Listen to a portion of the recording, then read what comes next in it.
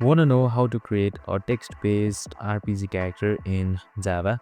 Well, no worries. In this video, I'm going to show you an easy step-by-step guide on how you can do it. It's super simple and in a minute, so let's get straight to it.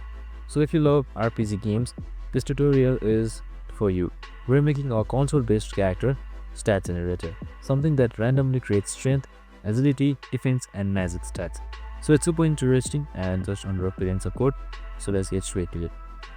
Now, we use Java's random class to generate values between 1 and 100 for each strat, as you can see right here. We have used various integers in a formatted style. So, this is a simple code.